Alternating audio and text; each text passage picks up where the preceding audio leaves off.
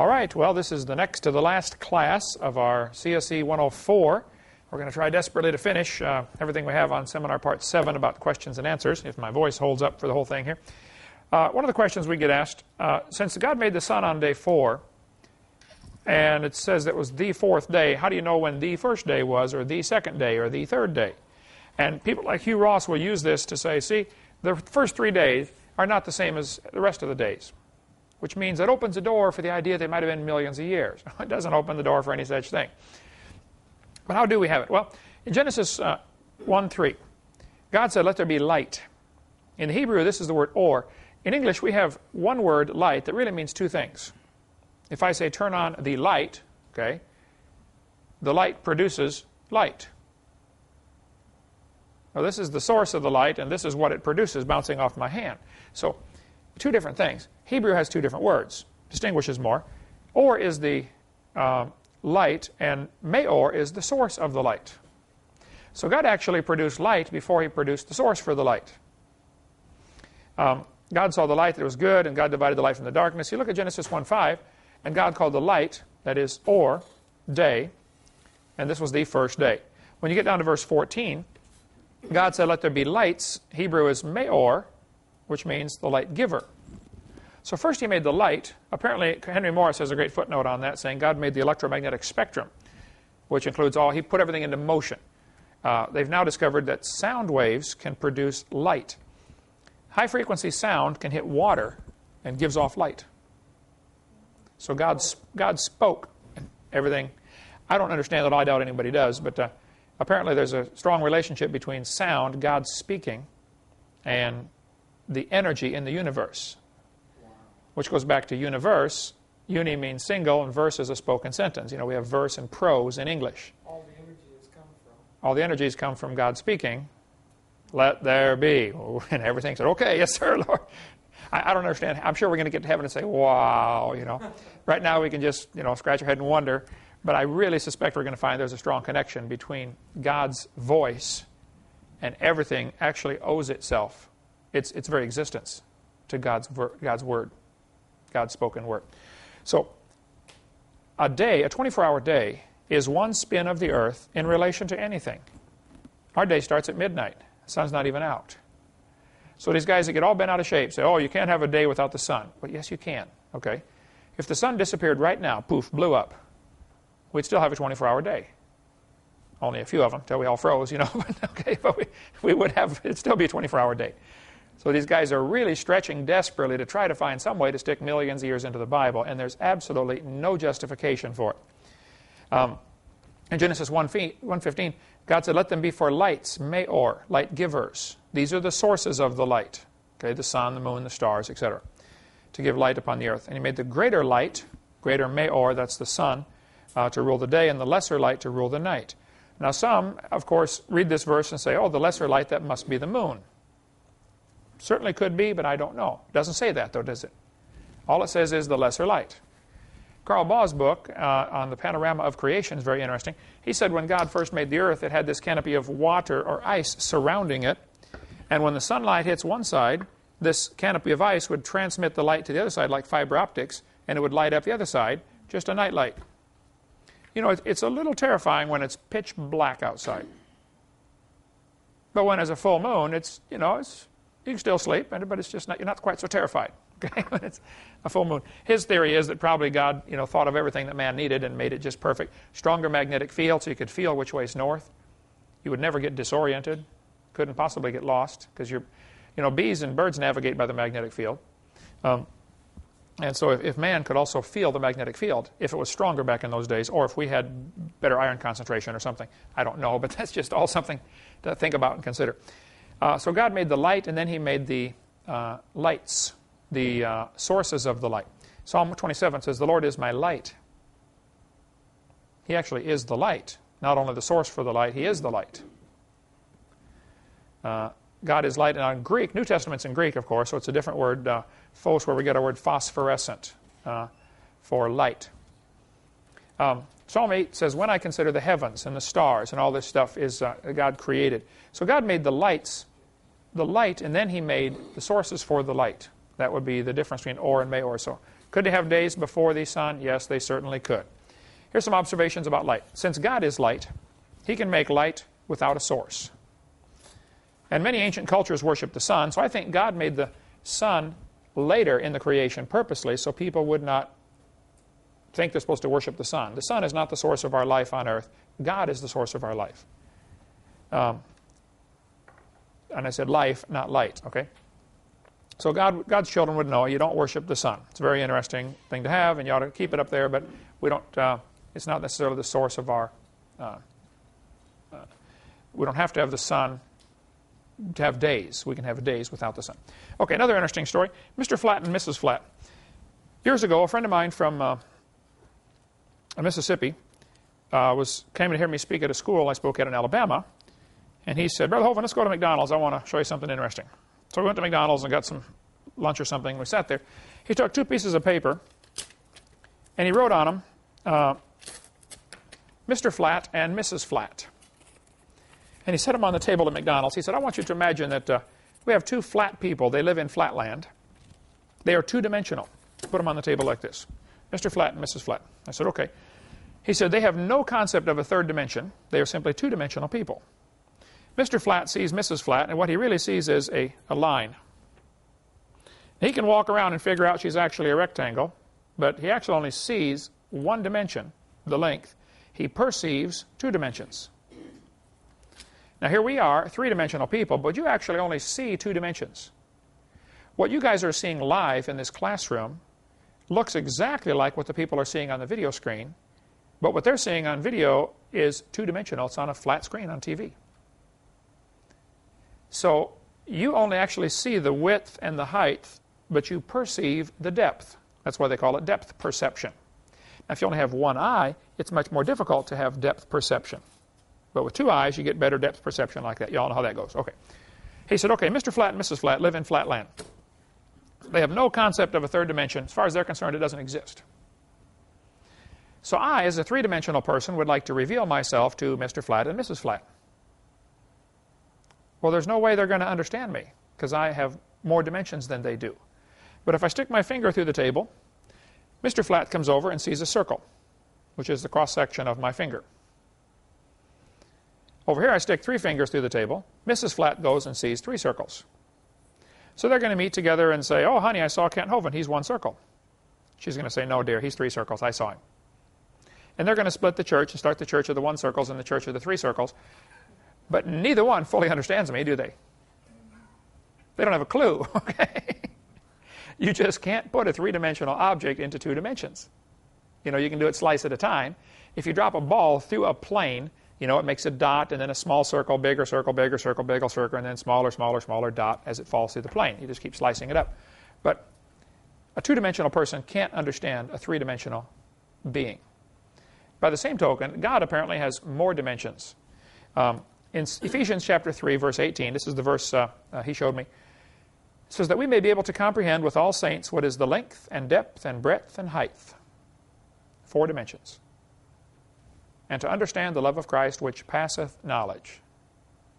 Understand something that passes knowledge. I've thought about that till my brain hurts, okay? But we really do understand something that passes knowledge. But apparently there's more to God.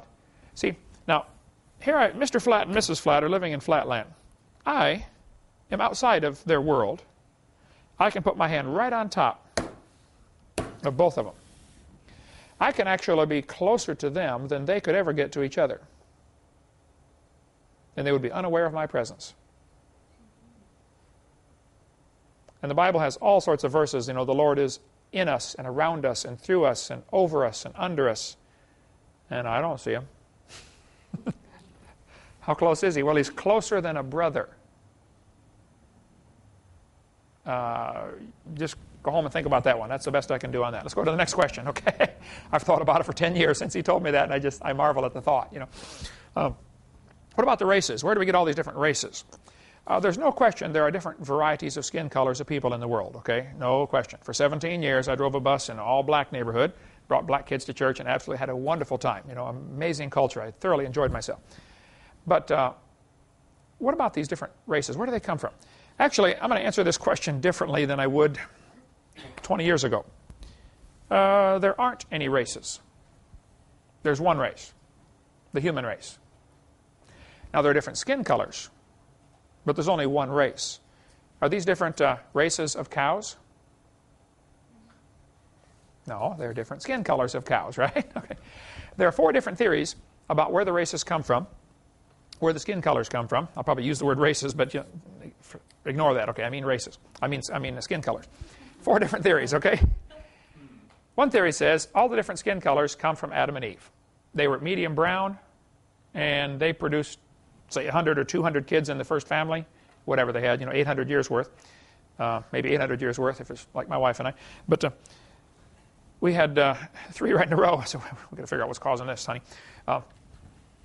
One theory says Adam and Eve are medium brown and had all the different skin colors in their own family. Certainly could be, I don't know, okay? The second theory, and by the way, that is possible for, like a black couple here in England had 3 albino children. Kind of interesting, just different pigmentation.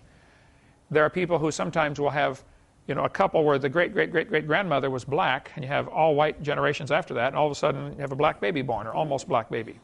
That has happened. Just recessive genes, okay? The second theory, which I do not believe at all, but amazing number of people do buy into this theory, is that this is the mark of Cain. And they think the black race is cursed with the mark of Cain. I think this is a wicked, vile theory, but so many people do believe this, I will show it to you. And Genesis 4:15. And the Lord set a mark upon Cain, lest any finding him should kill him. They will say, the Negroes have the mark of Cain, and therefore they're cursed.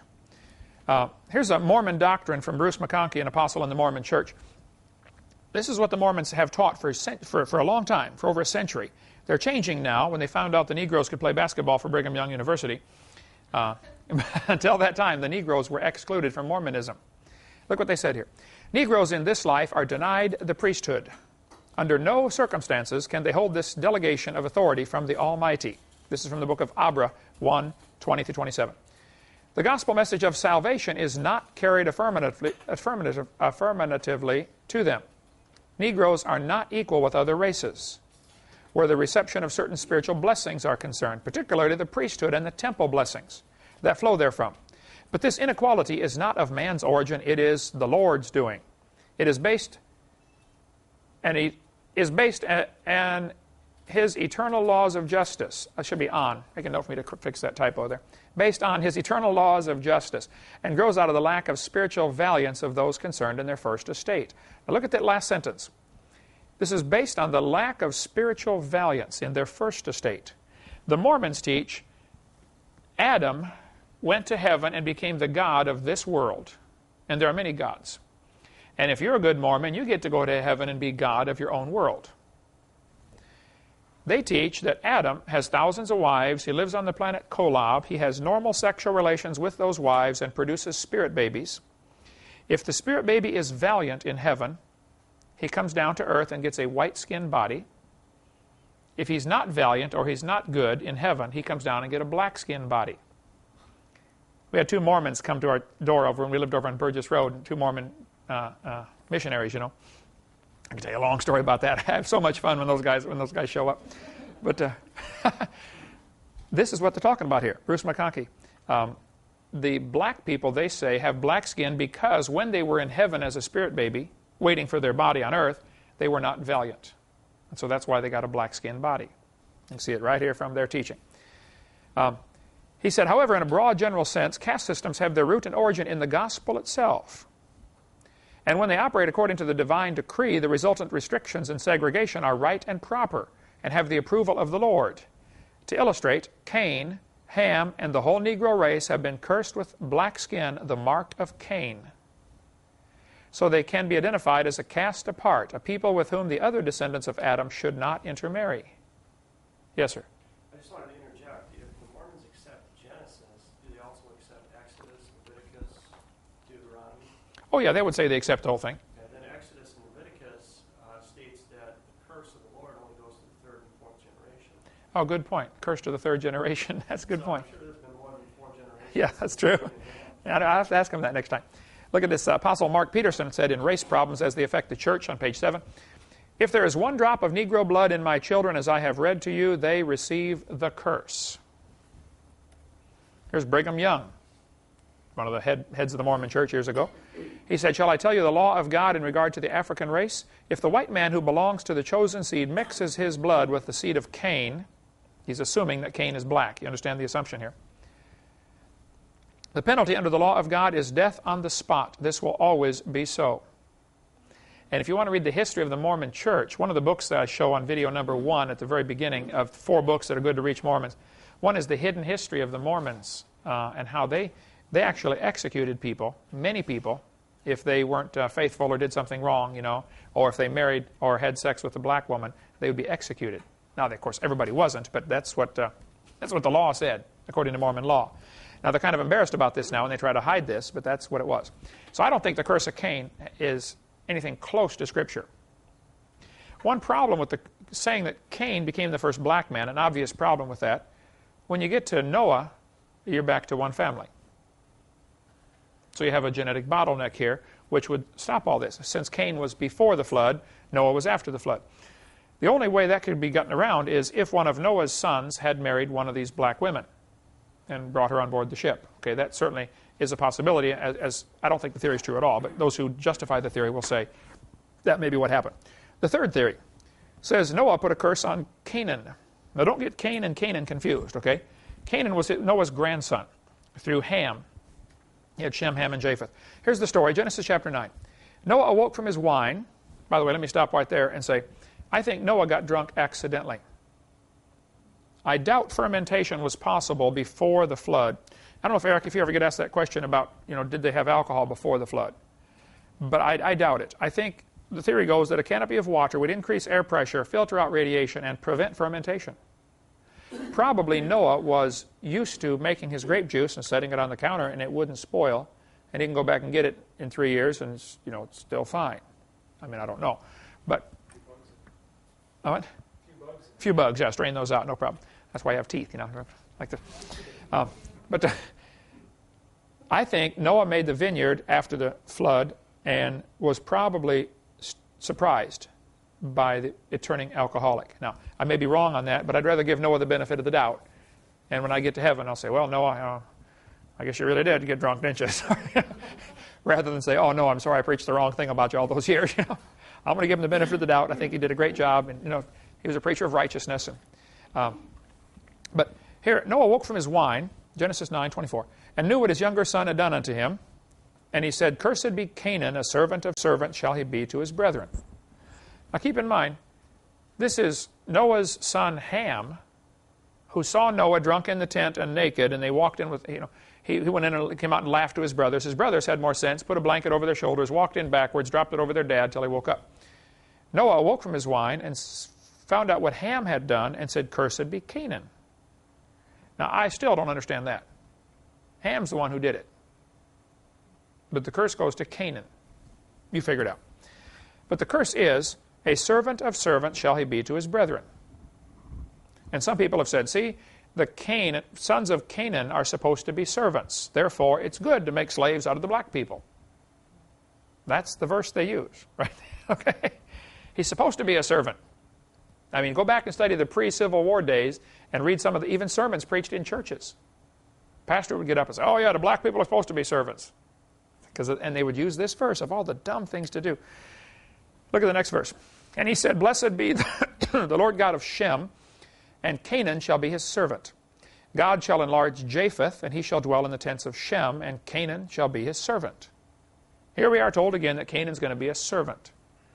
And people have used all sorts of crazy things to justify this. They'll take the percent. Okay, America is, say, 13% black people in America. I believe that's the percentage. Different states have vastly different amounts. Mississippi's 33%. Alaska is 0.5%. They just don't like the cold as much. So they will say, well, there's 13% of the population is black, and yet if you survey all of the, fast food restaurants and all, who is in a servant's position waiting on you, and they'll say a much higher percentage of Negroes are in servant's position as opposed to in leadership positions, managers or whatever, And it's amazing the stuff that's been done to justify this theory, to say, oh yeah, see, he's supposed to be a servant. The fourth theory, and I think the only reasonable one, but the Bible doesn't tell us clearly, so I'm not going to be dogmatic on this topic. It may be a mixture of all four theories, okay? I don't know. I think the Tower of Babel is what caused the skin colors. The people were told right after the flood, okay, spread out, have lots of kids, take over the world. Okay, replenish the earth. Nimrod said, we're not going to do that. We're staying right here. I'm going to be boss, and we're going to build a tower to heaven. Now, there's many theories about this Tower of Babel. Some people say, obviously, they knew they couldn't build a tower to heaven. Others say, oh, no, they calculated what's the maximum height the water can get, and they built the tower to be above that maximum height, and so just so some people could escape if there was another flood. Because the flood was still in their memory. You know, Shem is probably still around when they're building this tower. Probably Noah's still around, preaching to them, hey, you guys were wrong, don't do this. Other people think they built the tower in spite of heaven's command. It says when they built a tower to heaven, it's a spiteful act. Hey, God, we know you want us to spread out, but we're staying here. I don't know for sure exactly what the truth is on that one. If you find out, let me know. But bottom line is they stayed. And God said, that's it, I'm busting this thing up. And he came down and confused the languages. And when you read through Genesis chapter 10, God confused the languages, and they spread out around the world, speaking their different languages. Here's the story, Genesis 10:5. By these were the isles of the Gentiles divided in their lands, everyone after his tongue, after their families, in their nations. Apparently, it's more than just the languages being divided here. It's also the nationalities. So I suspect that nationalities, even the skin colors, are a result of this Tower of Babel incident.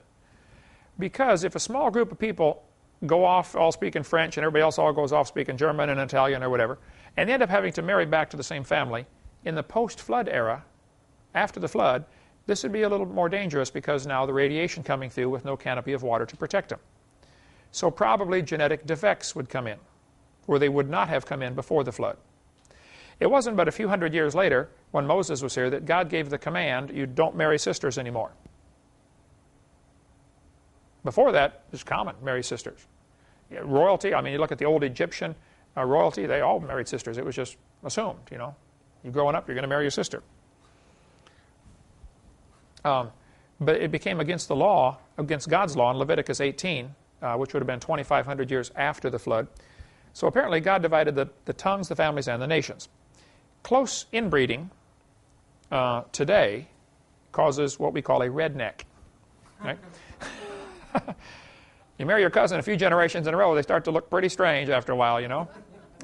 That's what happened with the Habsburg family.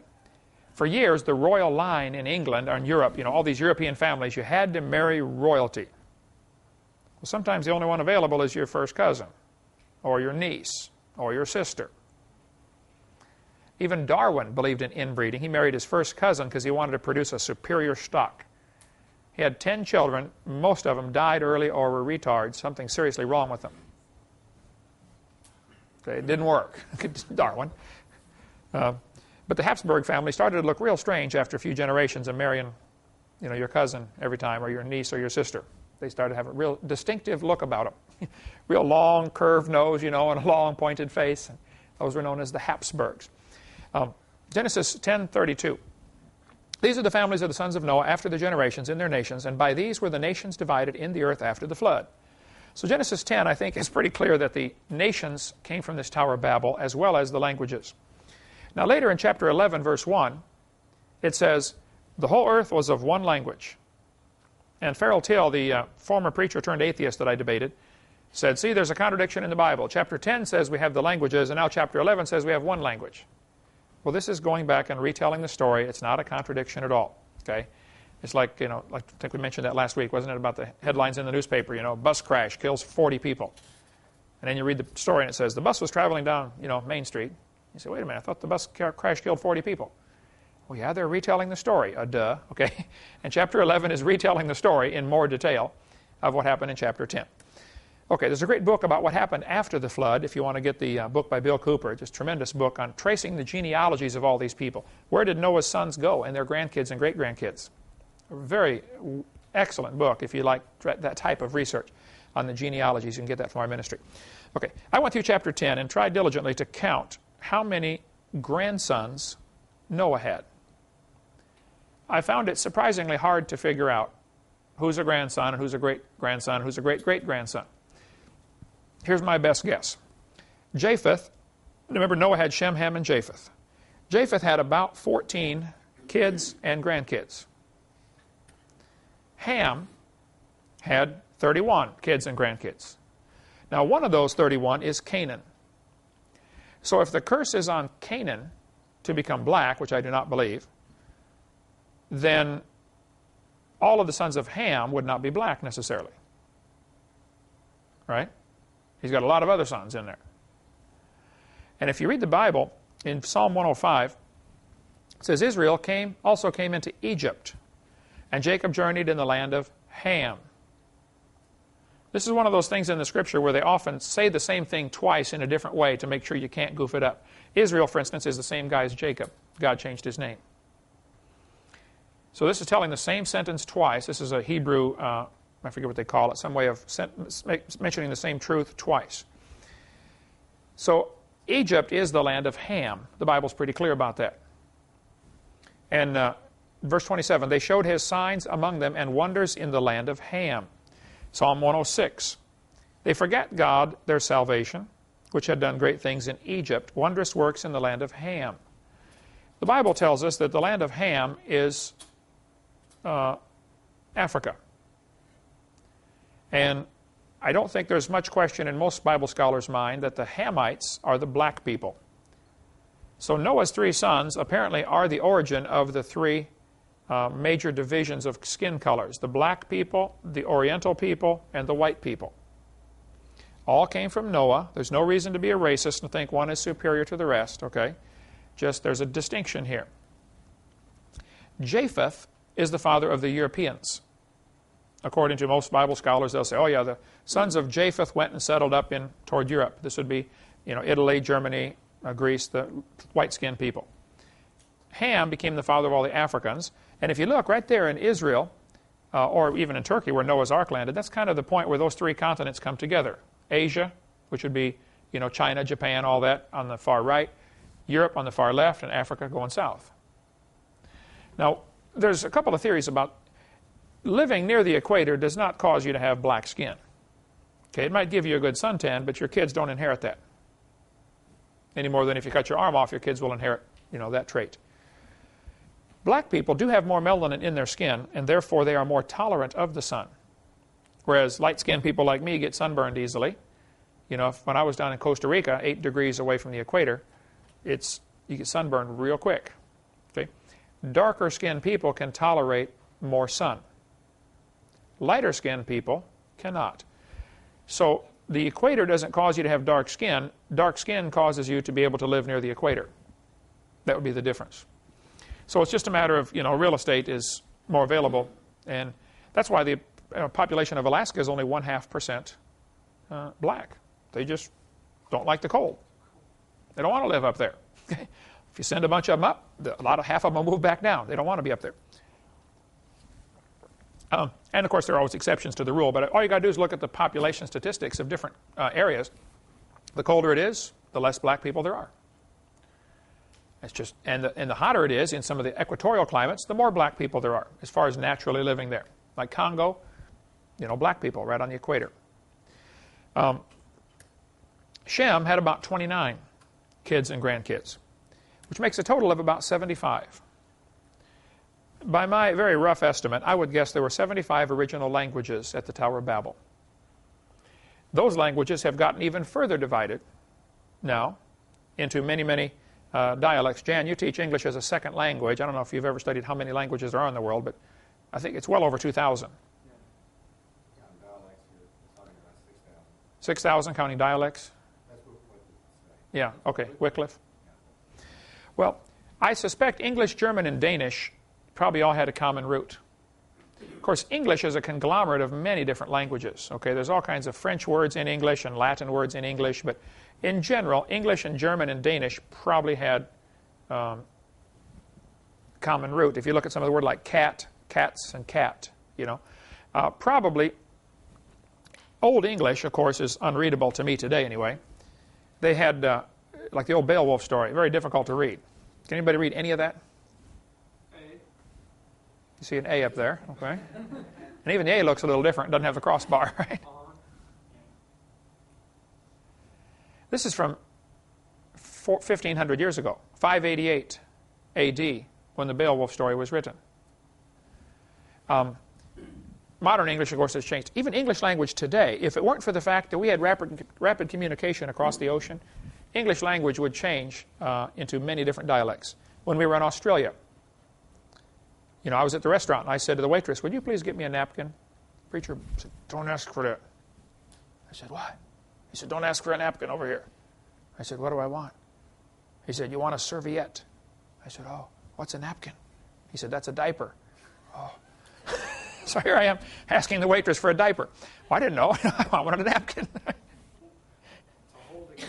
Yeah, lady walked up to my wife. Lady's going to play the piano. She's got this 2-year-old kid with her. And there's a small church, you know, over there. And she walks up, "Mrs. Hovind, would you please nurse my baby?" The preacher's wife said, "It just means hold it." "Oh, okay, I'll hold it for you." It's just, you know, different words.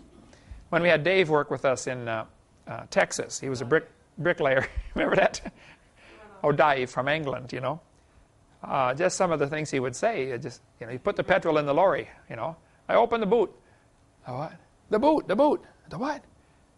"No, not on your foot. The boot on the car. The back of the car is the boot, you know, the trunk. The boot and the bonnet, you know." That's the hood. The bonnet's the hood. Even today, if it weren't for the rapid communication between these different countries, it wouldn't be long and you wouldn't understand anybody from Australia or England. You know, it'd be a totally different language. And there's a lot of words that are different now, but we can, you know, communicate back and forth.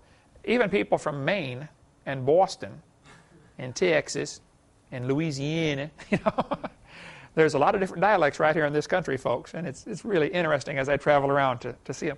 I don't know if you guys remember in Texas, the couple we had, the guy was from Maine and his wife was from Alabama.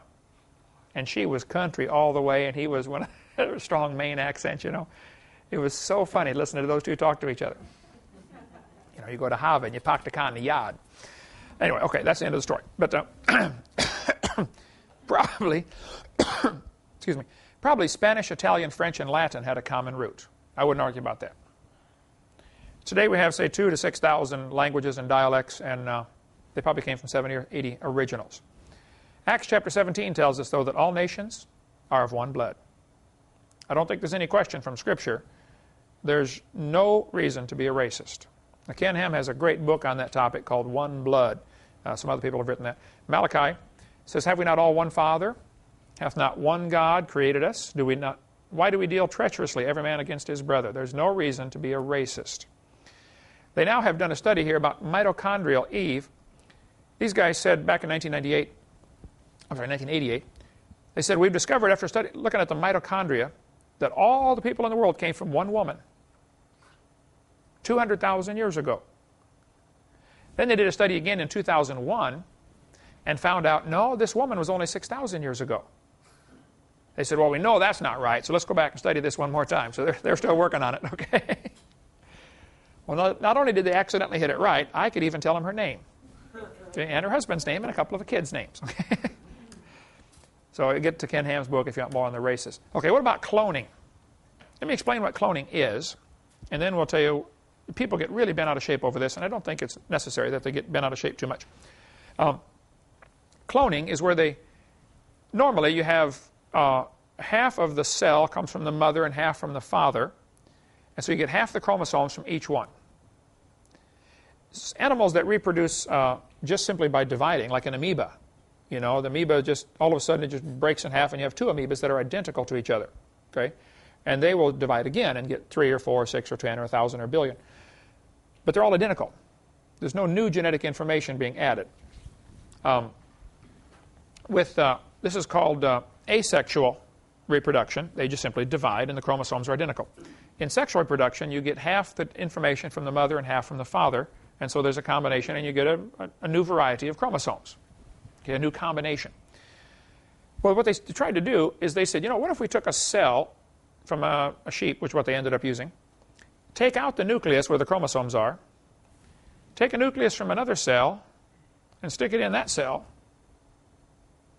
and then implant it into the surrogate mother and have it grow. That's a good idea, they thought. So they worked on it, probably a government grant, like everything else. They sure didn't create the chromosomes, okay? They just simply moved them to a different cell. It would be like if we could figure out a way to get the information off of the hard drive of this computer without using, the standard ways that we use, either a cable or a floppy disk or, some disk or something. If we could transplant this hard drive into something else, that'd be, wow, look how they moved that information. That was neat. That's all they did. They moved the information from one cell to another. They didn't create a thing. Average human has 50 trillion cells. It would fit into 2 tablespoons. This DNA is unbelievably complex. Here's one unwound and then unwound and then unwound again. You figure one chromosome, if you stretched it out, untangled all this stuff, it would be about 6 to 7 feet long, over 2 meters. And you have 50 trillion cells in your body, each one with 46 of those chromosomes. Each one 6 or 7 feet long.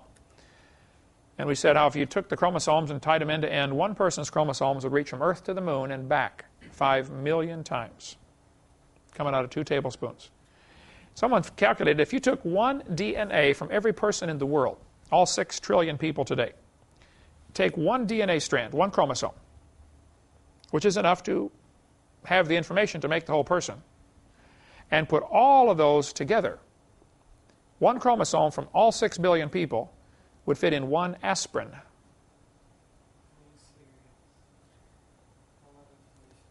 So all that information in one aspirin could reproduce all the people in the world today. All 6 billion of them. Pretty amazing. Computer code in the chromosomes is more complex than all computer programs written by man combined. So they took this incredible code and transplanted it. That's really all they did. Dolly, the sheep, the first one that we know of that was cloned, there may have been more before that they didn't say, Dolly was cloned at a cost of $50,000 after 277 failures. I told them, and the sheep can do this much quicker and cheaper. Okay. All they did was transplant the nucleus into a different cell, implanted it into the sheep, and sure enough, it was born with identical chromosomes to the parents. The problem is, Dolly is aging faster than normal. Because chromosomes, these real long strands of chromosomes, like hairs, they kind of split at the end. And they get split ends, and you start to lose data off the ends. And pretty soon, instead of being 6 feet long, it's only 5'9", and then 5'6", and then 5'4", and you're losing information off the ends of the chromosomes. I think the word is hydrolyze. I'm not sure if that's correct. But after Dolly, if they took a cell from a 4-year-old sheep, transplanted it, when Dolly's born, within a couple years, 2 years, she looks like she's 6 years old, aging faster than normal. So they didn't gain anything. Some people say, do you think if a human is cloned, it'll have a soul? I'm sure you get asked this question in a Q&A sometime. I say, well, yeah, I don't think there's a problem there. If a woman takes fertility drugs and ends up having quintuplets, and she was normally would have 1, but now she had 5, do they all have a soul? Well, yeah. Should they have been born? Probably not, but they were. Timothy in the Bible, his father was a Greek, his mother was Jew. They weren't supposed to marry. They did. Timothy's born. Did God use him? Oh, yeah. Great man. Ruth, the Moabitess. Well, the whole nation of Moab never should have been born. And then you get Ruth marrying into the Jewish line, and she's one of the great-great-great-great-great-great-grandmothers of Jesus. Yeah, God can still use people, okay? I don't think we get... Some Christians are all bent out of shape that if a person is cloned, they won't have a soul and all this kind of... I don't think that's true. I'm not worried about it. I am a little worried that we might create something that, with genetic engineering, it's possible to create something for which there is a disease for which there is no cure. Like when the people from Europe came to America, many Indian tribes died off from diseases because they had no immunity to those diseases. Wiped out whole tribes. So we may end up with genetic engineering, make something that'll, get out of hand, get away from us. Anyway, 2 of every sort, God said, basic kinds of animals. Okay. Next question we'll take up right after the break. So let's take a few minute break and we'll continue. All right, let's continue with a few more questions, try to get as far as we can here. If God made a perfect world, why would there be poisonous snakes? Fair question. People have asked me, said, see, this is proof that God did not make a perfect world because there are poisonous snakes and spiders that bite, and obviously God made a mistake. And this is supposed to, in their mind, it's supposed to be proof of evolution. First, I'd like to point out that finding problems in today's world is a far cry from proving the original creation was imperfect. I mean, that's like finding an old car in a junkyard and saying, see, these guys don't know how to build cars. Hello, it's already got 300,000 miles on it, We are a copy off a copy off a copy off a copy off a copy off a copy off a copy off a copy of Adam. It's amazing we can even walk. Right? When you think about how this copying process has gone on for so many times, I think it's pretty amazing. But let's talk about poisonous snakes. There are a couple of theories about this. I don't have an answer. I'm going to give you the theories. Okay. Carl Baugh did some interesting research on poisonous snakes and found out that under hyperbaric conditions, the poison that they inject is no longer poisonous. For some time, it's been known that poisonous snakes, if you get bit by one, or poisonous spiders, an electric shock will neutralize it. I just had supper tonight with a couple of folks from Texas, right near the Oklahoma border, and they live in a dry area north of Dallas. And one of them said that his son-in-law, I believe, was bitten by a black widow spider. And a week later, the arm was real sore and almost becoming immobile, from this black widow spider. It had been a week. So they saw my tape, this part here, where we talk about how electric shock will neutralize the poison.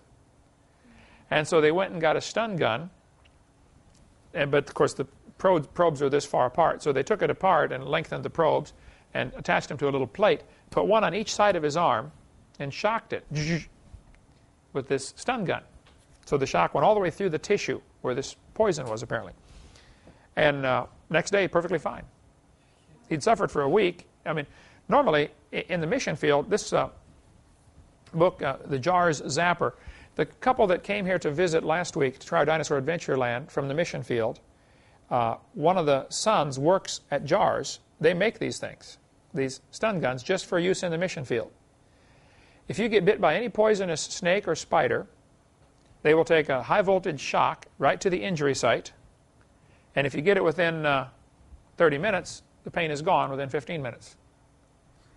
There was one lady in Texas, her son, little baby, 1.5 years old, I think, got bit by a brown recluse spider.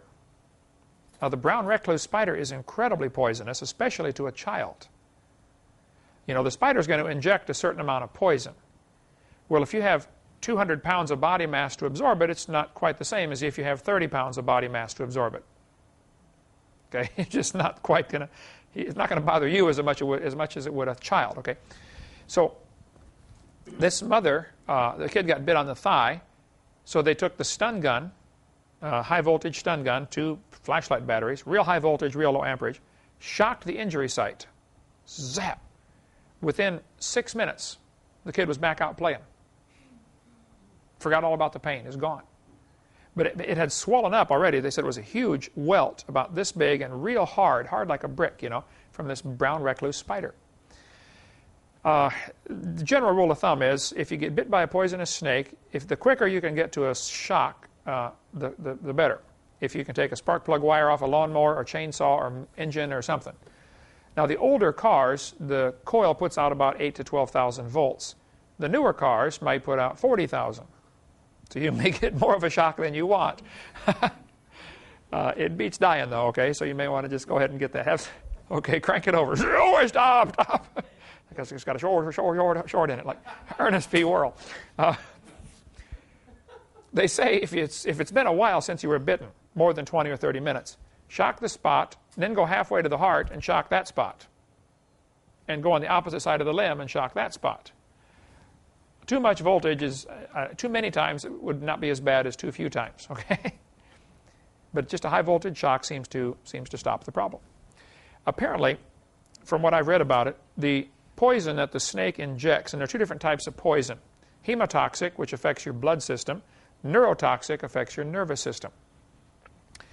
If a rattlesnake bites you on the arm or leg, if you don't do anything about it, it'll begin to dissolve the tissue. Your muscle will actually rot out. You have a big hole in your body where it would rot it out. And of course, infection and other things become a problem. But I've talked to many people, probably a dozen people, who've used this, and it works with a shock, high voltage shock. Missionaries are using it. Seems to work good. Both kinds of poison? It works for both kinds of poison. Apparently, the poison that the insect or snake injects is it's a protein, but it's a tangled up molecule that the body doesn't know what to do with, so it treats it as an invader. But the electric shock straightens it out. Somebody told me that was here last week, the missionaries, said they even use real low voltage shocks for mosquito bites. No way. They said you get just a real low voltage shock, you get a mosquito bite, zap, totally stops it instantly. Can't feel a thing. No way. We gotta try something. Yeah. You go out there and get bit and I'll shock you. Okay. Let's practice, Eric. All right. What about the Ark of the Covenant? There are two different arks in the Bible. Actually, there's three different arks. There's Noah's Ark, the big one. Okay. There's the Ark of Bulrushes that Moses was in. Okay. The little basket daubed with pitch that they put baby Moses in. And then there's the Ark of the Covenant. That was a gold box about the size of this table, actually, with rim around the top. The lid would come off. The lid is called the mercy seat. Inside the Ark of the Covenant, the Hebrews kept their sacred things. In there was the the Ten Commandments, the bowl of manna. Remember that they saved one bowl of manna when God gave them extra. And they saved the walking stick of Aaron. Because everybody said, I want to be priest. And, Moses said, okay, everybody bring me your stick, carve your name on there. Aaron carved his name on, all the rest of them carved their name. And they put them out before the Lord. And the next day, Aaron's had grown. It had budded, leaves, almonds on it, and all that. So apparently they saved it in this ark for a while. Those were the only three things in the ark. So what happened to the ark? Well, here's the story. In Jeremiah, it tells us about the things that they took away out of Israel. Remember, Jeremiah was the prophet in Israel, and God told him to go tell the king to surrender. You're going to lose. Nebuchadnezzar, I sent Nebuchadnezzar to take you guys captive. Don't fight him. Voluntarily go into captivity. So they did. They did not obey the Lord. Nebuchadnezzar came and took these guys away captive. He said, I want you to surrender, and they didn't surrender, so he beat them all up and killed large numbers of them, and he took them away. It mentions all the stuff they took away here. They took away the spoons, the cups, the candlesticks. It never mentions the ark. You would think the most valuable piece of furniture they had would be mentioned. It didn't mention it. Nebuchadnezzar brought these things out of Jerusalem, and now in Ezra chapter 1, Cyrus the king is going to send them back. So it mentions all sorts of things that Cyrus sent back in Ezra chapter 1. 29 knives. I mean, if it's going to mention 29 knives, surely it would mention the Ark of the Covenant. It doesn't. No place in either passage is the Ark of the Covenant mentioned. Here's the story that Ron Wyatt told me before he died. I sat in his living room and talked to him for 3 hours about the Ark of the Covenant. He said, Brother Hovind, I found the Ark of the Covenant. I said, yeah, right. Okay, and I'm Methuselah. I'm still around. He said, no, Brother Hovind, I really did. I said, well, tell me about it, Ron. Now, Ron was a great guy. He was the kind of guy that if I was God, I would let him find all these things because he wasn't out for any glory. He's not bragging about it. He wasn't, not looking for money.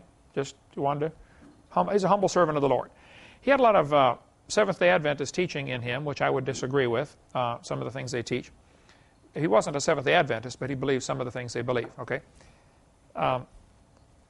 He said, I was walking along the north side of Jerusalem and with an Israeli friend of mine, and we're walking along talking about things and, what happened here, because Ron's been a student of Scripture for many, many years, okay, and knew it extremely well.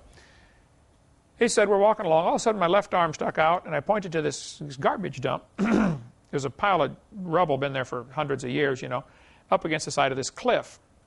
And there's a road along the bottom. There's a big cliff and, another plateau on top. He said, my left arm stuck out, and my mouth started speaking. And my mouth said, That's Jeremiah's grotto. The Ark of the Covenant's down there. And his friend that was with him said, what did you say? He said, I think I just said that's Jeremiah's grotto and the Ark of the Covenant's down there. The guy said, well, great, let's dig it out. Ron said, no, I got to go home and look at the scriptures and make sure this is possible. I said, I don't know about this. So he went home and searched all the scriptures. He found out the ark never left Jerusalem, at least it's never told that it left Jerusalem, and it didn't come back. All of a sudden, it just kind of quietly disappeared during the days of Jeremiah. The ark is mentioned up until that point, but it's just gone from the scriptures. Never mentioned again. Now, let's look at 2 Chronicles chapter 26. King Uzziah prepared for them throughout all the host shields and spears and helmets and harbor guns and bows and slings to cast stones. And he made in Jerusalem engines invented by cunning men to be on the towers and upon the bulwarks to shoot arrows and great stones. So Uzziah made catapults, going to fling big stones. These things are on the walls in Jerusalem. Here the Bible tells us that King Uzziah made these. Well, a couple of hundred years later, Nebuchadnezzar comes to take over Jerusalem. He doesn't want his guys walking up to the wall because these guys got these huge machines on top that fling stones. Catapults. There's a catapult right there. There's a couple different types of catapult. One is the arm comes down and the rock or whatever you're going to fling sits on the arm, and you have any number of ways to flip it up. You can just put a giant weight on the other end like a teeter-totter. You have a giant weight on one end and a small weight on the other end, where you have to pull it down, and then when you release it, the weight just flings it out. You can get even more distance by having a cable or a rope on there so it gives the snap the whip effect. There's a contest, I think it was in Junkyard Wars, they had who could throw the car the farthest. They threw a whole car. They made these machines, they're flinging this car, 120 yards. Why? Who cares? Anyway, Uzziah made these catapults to fling big stones. So they would, of course, have some kind of maximum range. I mean, you couldn't fling them forever. So apparently, Nebuchadnezzar built a wall outside the range of these catapults. Object is to starve the people out. A siege. That's, you go, you camp around, nobody comes in, nobody goes out. Eventually, they run out of food. And so they built a wall outside the city wall. Jerusalem already had a city wall. They back up a few hundred yards or whatever their maximum range was, build another wall. Nebuchadnezzar did. Inside these two is called no man's land. Catapults can't fling the rocks quite far enough to hit the new wall, and nobody can get through to bring you any more food, so it's just a matter of time till you're starving. After you've eaten all the food, then you eat all the horses and all the cows, and then the rats, and then then you surrender. Maybe. So Ron said he figures that Jeremiah knew they were going to lose. The king was not listening to God's word. God said surrender, they wouldn't surrender. Nebuchadnezzar is going to take over. Jeremiah said, well, I better hide the ark and some of the temple furniture. So he thinks Jeremiah took the Ark of the Covenant, the table of showbread, some of the important temple furniture, took it out at night in between these two walls, outside the city wall, but inside the siege wall, and took it into one of a cave area. And there's caves all over there. It's like honeycomb, this area, little tunnels and big tunnels, and you crawl around and get lost and they never find you. He took it back in one of these and then built a false wall in front of it. And Jeremiah and everybody else went off into captivity.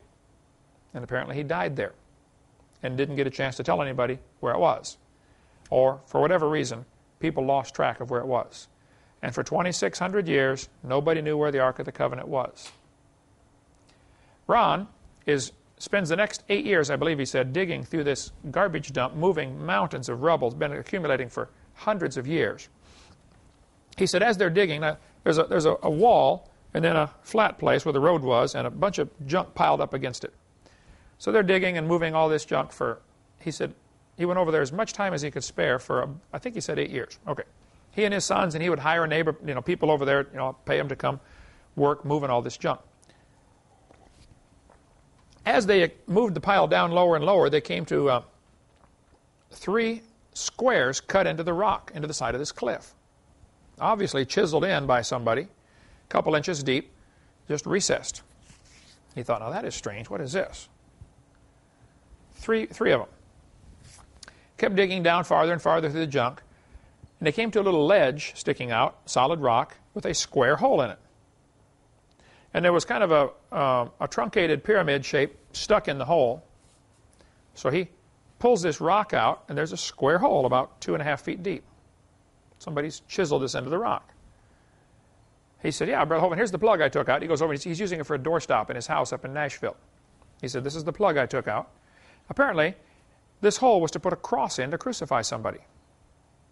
And they would keep, when they're not using it, they stick the plug in the hole to keep dirt out of the hole. Right above this were the 3 things set into the rock. He said, I think that's where they put the signs in 3 languages, what the guy's being crucified for, what his crime was. He said, we kept moving more junk out of the way, and we found 3 more holes down a little lower. So they had a ledge where the important criminal was crucified, and then 3 more, 1 on each side and 1 straight in front. He said, apparently they were set up, they could crucify a max of 4 at a time. He said, while we're digging through this, we also found, he said, it was really strange. We found, all of a sudden we hit a layer of a whole bunch of rocks about the size of hardballs, baseballs. Hundreds and hundreds of these rocks. And then we began finding all sorts of fragments of finger bones. Bones of people's fingers. Little slivers. He said, I work at the hospital. He's a nurse anesthesiologist. He said, I recognized them right away. I said, these are finger bones. What are they doing here? And he said, man, I bet this is where they stoned people to death. Everybody's throwing rocks at you. What are you going to do? Put your hands up to cover your face. It's going to smack your fingers right off. So he said he's digging along, and he notices from this one hole up on the ledge, the one by itself, there's a crack in the solid rock. He said it's this huge solid rock slab, and there's a crack right in the middle. So I thought that was kind of strange, about a ½ inch wide, just a little crack, but real long crack, running straight out from the foot of this square hole. He said, we didn't think anything of it. We're over there digging and spending weeks and months, and after several years of digging over there, they find this cave system which goes everywhere. Here's a picture of Ron going into some of the caves. He said, many of these holes you have to breathe out in order to squeeze through. I mean, it's that tight. He said, we're digging and exposing these things all over the place, and we find this little cave, and we squeeze in and find out there's nothing there, so you go back out and find, He said, we're exploring all these caves. He said, all of a sudden, one of my Arab friends came out through one of these little holes, and he said, I quit, and took off. He didn't even give me a chance to explain why. He just said, I quit. It's sort of like the cave crawler, only all rock, no way to rescue you, okay? That cave crawler we did up at the Sequoia Cave, or Cave in Alabama, Childersburg, Alabama. Oh, anyway. The Soto Caverns, thank you. Okay. So Ron squeezes into this area, and he squeezes through and opens up into a bigger room. And he said he's looking around in there with his flashlight, and he sees a little gold glint, flash back at him. So he goes over and he, dusts this thing off, and there's the table of showbread. He thinks it's the table of showbread. A little table, a little smaller than this, all gold. And he said, and he looked back in this one end area, and he could see this on the far right side. The upper picture is his picture that he drew. He said it looked like a box made out of solid rock. Somebody taken this big rock and hollowed out the middle, chiseled out the middle, and put a solid rock lid on top of it. He said, but it was real close to the ceiling, and he said, I couldn't get my head over the top to see what's in the box. But the lid had been cracked, and part of it was moved away. And right above the crack in the lid was a crack in the ceiling. And he said, we finally did a bunch of measurements and figured out that crack in the ceiling goes straight up to the crack that we found earlier, up above from this, where the cross was. He says, I think Jesus, when he died on the cross, the Bible says the rocks rent, and his blood ran right down through that crack, right onto the Ark of the Covenant, which was inside, right below him, in 15 or 20 feet of rock. I mean, that sure preaches good. I don't know if it's true or not, right? But that's the story Ron told me. And some people really blast Ron Wyatt for all sorts of things. Well, he never, they'll say, some of his finds were never documented. Well, that may be true, but that doesn't prove they're wrong. Not documented is not the same as proven wrong. A vast difference, all right? And he gets blasted all the time by these guys who, one guy said, how can one man find so many things? I said, well, how much time do you spend over there? He said, none. I said, okay, well, then he's probably likely to find more than you. You don't need to be a genius to figure that out. But according to Ron, Jesus, when he was crucified on the cross, and it's not even, Golgotha that they show you when they go on the tours of Israel over there, they have you this place up on top of a hill. He said, that's not it. He said, it's right here. It's garbage dump. So Ron says he found the real place where Jesus was crucified, and the real Ark of the Covenant. He said he finally did get to where he could move the concrete lid out of the way and look inside. And he said he thought about it long and hard before he touched it. He remembered the last guy that touched it, Uzzah. God struck him dead. But then he said, I'm a blood-bought, born-again Christian. Uzzah his sins were covered, mine are cleansed. He opened it up. Inside were the 10 Commandments.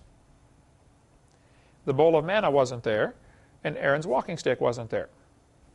Why? I don't know. They're never mentioned. Again, after the one time they're mentioned that they were in there, apparently they rotted eventually, and they threw them away. But that's his story. He says he didn't move it. He just went and told the Hebrew high priests, or whoever, the authorities, hey, I found the ark. Come with me. He showed it to them. They didn't touch it either. They still haven't touched it. It's still there. Nobody's moved it. He said he wouldn't make a big deal out of it because he didn't want to start World War III. He said, if you go around, hey, we got the Ark of the Covenant, if the average Jew finds this out, they're going to go tear down the Mosque of Omar because they want to build their temple real bad.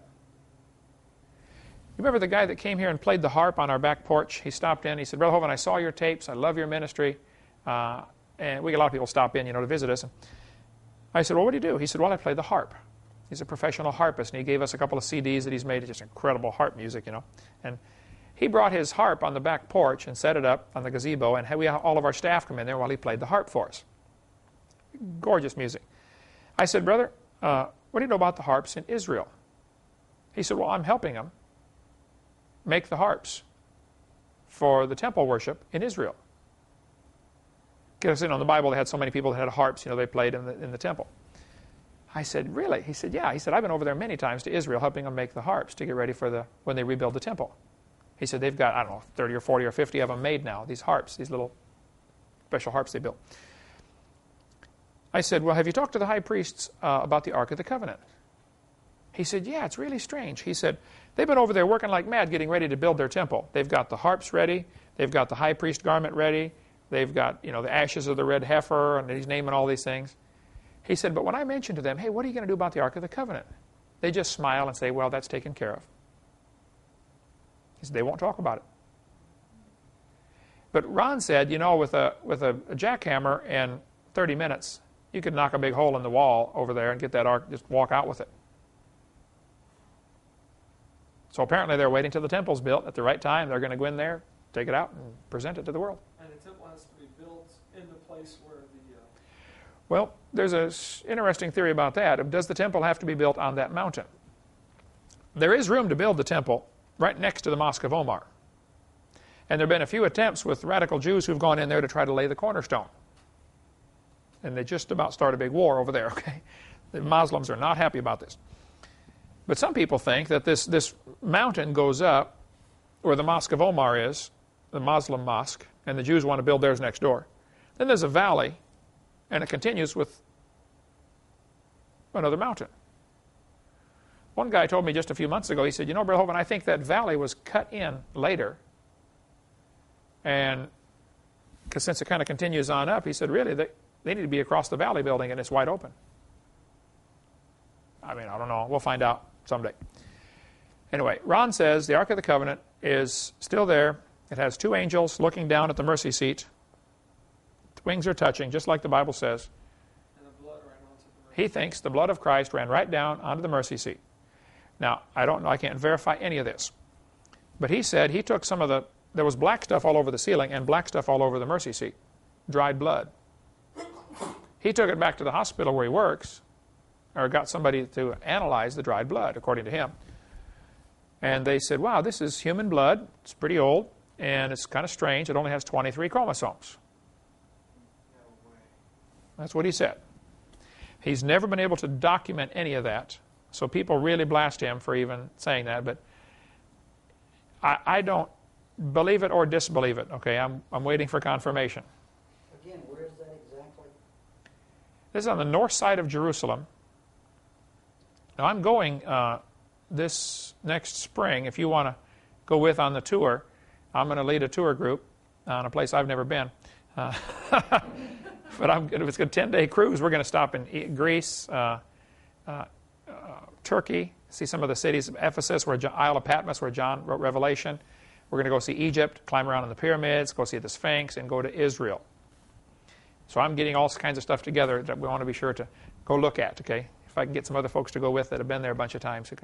I'd like to get Richard Reeves, who's been over there a bunch of times, with Ron, or somebody like that to go with us, and he can take us right and see Sodom and Gomorrah, some of the things that wouldn't be on your normal tour. That's an expensive trip, but that's going to be some trip of a lifetime to see all that stuff. Okay. Uzzah touched the ark, and God killed him. So that's why the Jewish authorities have decided we're not going to touch this until we're real sure we got everything ready. Okay, not going to mess around with God anymore. So if you don't believe me, look at WyattMuseum.com, talk to Richard Reeves, or talk to Nell Wyatt, Ron's wife. She can say, look, I knew him. I was married to him for years and years. He was a good, godly man, and I believed him. She never saw it either. Okay, a couple of more thoughts here. The Hebrew letter shin is the symbol for God. The shin is the looks like a W. Roughly, I don't know if you can see it on that picture right there. That's the Hebrew letter. Hebrews, I don't know any Hebrew, but I've been told that it's each letter has a numeric value, and also sometimes one letter can mean a whole name. Okay, and most Jews, if you find outside their house on the door, or on the side of the door, they'll have a shin, the symbol for God. The 3-letter. Numbers chapter 6, the Bible says, they shall put my name upon the children of Israel, and I will bless them. Put my name upon the children of Israel. In 1 Kings 9, the Lord said, this will be a hallowed house which thou hast built to put my name there forever. So God said, I'm going to put my name in Jerusalem forever. In 2 Kings, in Jerusalem will I put my name. 2 Kings chapter 21, in Jerusalem, which I have chosen out of all the tribes of Israel, will I put my name forever. In Jerusalem, 2 Chronicles 33, will I put my name forever. A shin, if you look up Psalms 119, Psalm 119 is the longest chapter in the Bible, 176 verses. Every 11 verses go together. Is that right? 11 or 9? It has the number break. Somebody look up your Bible there. Does it go 9 verses to a... It's got all the different... There are 22 letters in the Hebrew alphabet. So there are 22 divisions to Psalm 119. The first group of verses all started with the Hebrew letter A. The second group of verses all started with B.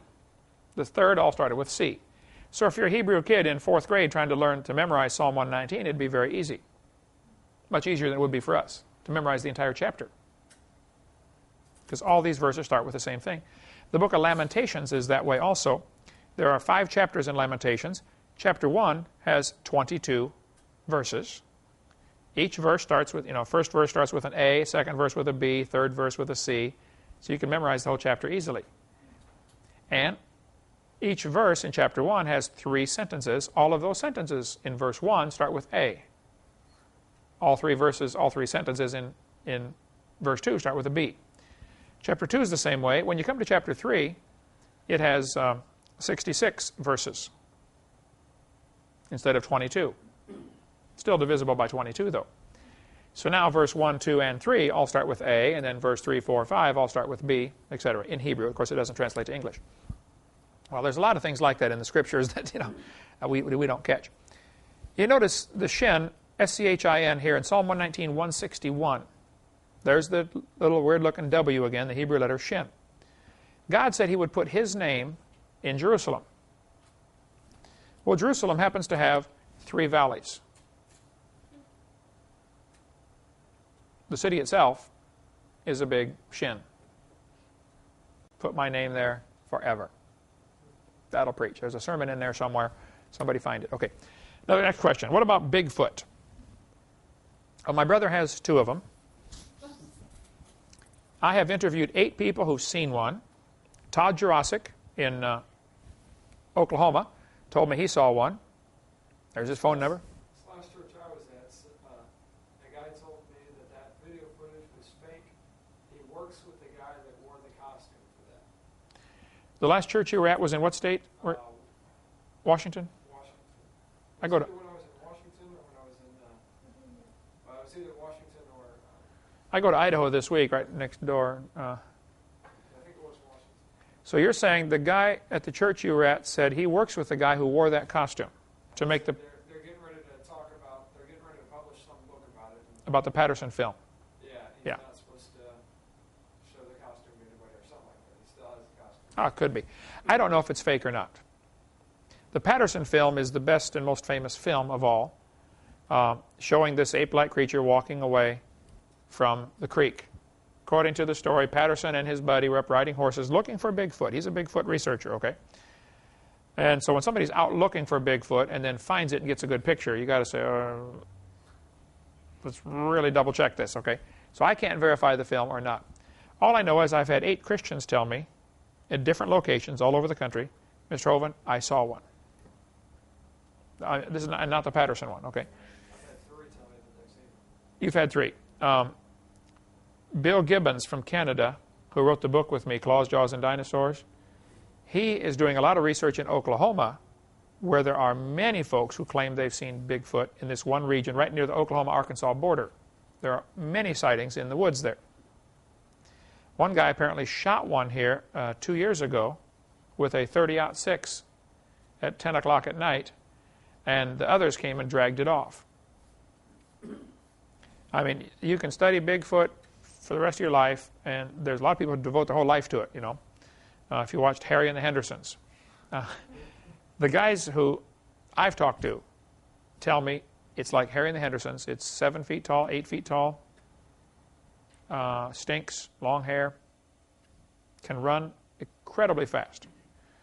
I was preaching in Port St. Joe, Florida. I think you preached in Port St. Joe, didn't you, at that church? One of the kids there in the high school was a senior in high school. He came to me after this seminar and he said, Brother Hovind, what do you think about Bigfoot? I said, man, I don't know. I don't laugh at people who claim they've seen it because I don't know. He said, well, good. Let me tell you a story then. Because he was waiting to see what I would say before he continued. He said, I saw one. He said, about 6 months ago, I heard a noise outside my trailer. We had a mobile home. He said, it's like 10 o'clock at night. And I stepped out the door and looked over, and there was this thing stood up. He said, it was almost even with the top of my trailer, which would have been just but nearly 9 feet tall. He said the eyes were red. Many people say that. The eyes are red. Okay? Maybe it's just like you shine a light in somebody's eyes that reflects the red back, where human eyes don't do that. There's a substance that animals have in their eye that you don't. Their eyes reflect back red. He said the eyes were red. He said it looked at me, and then it turned and took off running. He said I couldn't believe anything could run that fast. He said, but it probably went nearly 20 feet with each step once it got moving. You know, he said, and gone into the woods. He said, that's what I saw. He said, it looked like Harry and the Hendersons, only bigger. I had a guy at a church up in International Falls, Minnesota. Assistant pastor at the church, I believe. Told me, Brother Hovind, I saw one. Nearly ran into it with my car. So I don't know. Here's a picture. You can barely see the eyes glowing in the dark there. This is from South Florida. Somebody claims they got a good picture of one in South Florida. They've been seen in just about all 50 states. Probably, there's no question, many of them are hoaxes or frauds or somebody dressing up in a costume. Okay? Probably a lot of them would fit that category. Some may be simply misidentified. Somebody saw a grizzly bear and got excited and said, oh, wow, or a black bear. Oh, I saw a Bigfoot. But there are too many that cannot be explained away like that. So I'm going to have to leave that one on hold. I do not know what it is. If you find out, let me know. If you catch one, I'll put it in our museum right here, and we'll stuff it first. Who were the Nephilim of Genesis chapter 6? Well, Genesis chapter 6. And it came to pass, when men began to multiply on the face of the earth, and daughters were born unto them, that the sons of God saw the daughters of men, that they were fair, and they took them wives of all which they chose. So the question is, who are these sons of God? There are several theories about this. Some people think the sons of God were the godly line of, they said this is where the the line of Seth began to marry the line of Cain. Cain killed Abel, and then God, kicked him out, etc., etc. And they'll say, see, Cain's children are now marrying Seth's children. Well, that doesn't make any sense. For one thing, it wouldn't produce anything unusual when an unsaved person marries a saved person. And I don't think you could prove from Scripture that all Cain's children are saved and all Seth's are saved and Cain's are not. Because all of them drowned in the flood except for one family, Noah. Okay, a lot of Seth's children died in that flood too. Even Noah probably had brothers that died in the flood. Because Noah's father Lamech, it says he lived so many years and had Noah, and then it says he lived 500 more years and had sons and daughters. So Noah's own brothers and sisters weren't listening to him. So I don't buy into the theory that these sons of God are the line of Seth and the evil people are the line of Cain. I don't buy that at all. Henry Morris has a great footnote on this, the best I've seen in his Defender's Bible. In the Defender's Bible, the Henry Morris footnote, he says this is definitely fallen angels, and he lists 10 more verses where the sons of God is an obvious reference to angels. His theory is that the angels, some of the angels from heaven, when Satan rebelled, decided to follow Lucifer. They thought they could win. And the only reference I know about this is in Revelation, where it says a third of the angels followed Satan. Now, here that's in the book of Revelation. So a lot of people are going around preaching that a third of the angels followed Satan at the beginning when he fell. Could be true, but I have not found a verse to document that yet. If that's true, a third of the angels, the most commonly accepted theory that I've seen among Christians is that a third of the angels followed Lucifer when he rebelled. Some of that one-third, married the daughters of men before the flood, ended up producing a race of half human, half demon, and those children all drowned in the flood. They're called the Nephilim. And after the flood, of course, Noah's sons are going to tell the stories of things they saw before the flood to their kids. Oh yeah, you should have seen the guy that lived down the street from us. He was whatever.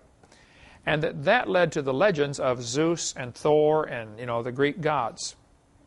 That all the gods and goddesses' legends are probably from pre-flood people that they really saw. I couldn't prove any of that. That just seems to be the most reasonable explanation for what's going on here. Chuck Missler has a great book called The Return of the Nephilim. He says it's going to happen again.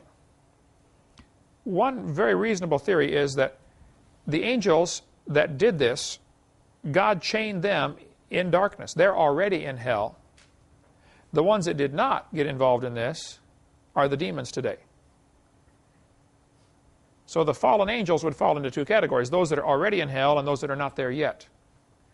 So that would make sense if, when Jesus saw the maniac of Gadara, and a guy full of demons, and he said, "Come out of him, you demons."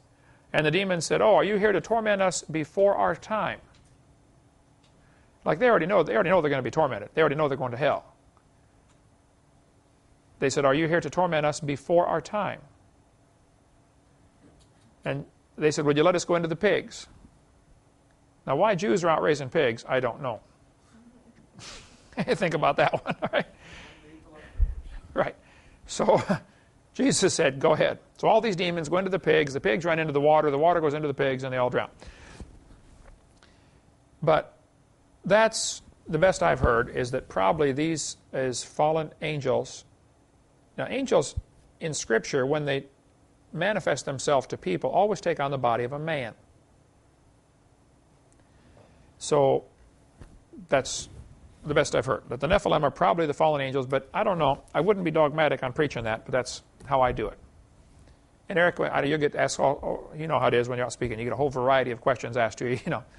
I try to have an answer or the best I know on some of these commonly asked questions. So here we have Genesis chapter 2 telling us that these sons of God took the daughters of men, and they became, which were fair, and they took them wives of all which they chose. And the Lord said, "My spirit shall not always strive with man, for that he also is flesh, yet his days shall be 120 years. Some people have taken this verse to say, see, God said nobody will live past 120. And we've had people in China live to be 140, documented. So the Bible can't be true. Does that verse say nobody will live past 120? No. And if you start with a false beginning, you're going to get a false ending. One argument here is that this verse means God said this to Noah 120 years before the flood came. So it has nothing to do with the longevity of mankind. You got 120 years till the flood comes. I don't know, but that's one very reasonable interpretation of this verse. And the Bible says there were giants in the earth in those days. And some people conclude that the verse 2, the sons of God marrying the daughters of men, goes with verse 4. I don't think you can prove that. Sons of God saw the daughters of men, and that's all it says. This might be totally unrelated. The giants may not even be the offspring of this. I mean, read the chapter yourself and see if you can put it together. I think in a court of law you'd have an awful hard time proving that verse 4 goes with verse 2. Well, and then right after, though, it goes back to talking about the sons of God. And also after that, when the sons of God came in unto the daughters of men, and they bare them children, the same became mighty men, which were of old, men of renown. Is that talking about the giants? What is that talking after the flood, too? No, this is before the flood still. Flood starts a few verses later. This is Genesis 6. So I think you'd have a hard time proving that the giants are the result of this marriage of the sons of God and the daughters of men. So there have been many, many sermons preached on this that I think somebody may have to retract a few things when they get to heaven and say, oops, I'm sorry, I didn't. So read it carefully. It could be, but it's not necessarily proven that one relates to the other. Verse 5, God saw the wickedness of man was great in the earth, and the imagination of the thoughts of his heart was only evil continually. And the Lord sent the flood, destroyed everybody. So I don't know who the Nephilim were. Best theory is it's probably half demon, half man. We'll have to leave it at that. Okay? Last class next week. We'll talk about a whole bunch of other questions like what about Bible codes? Is there something to that? What about UFOs? How long were they in the garden? Where is the Garden of Eden? What about the mark of the beast? What about the Shroud of Turin? And we'll cover all that next week.